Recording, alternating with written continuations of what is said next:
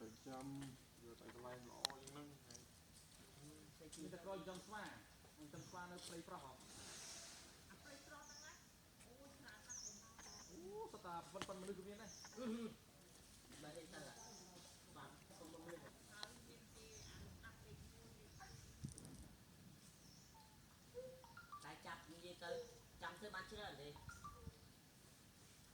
អត់ធ្វើ20 20ជាងចាំបានតិចមែន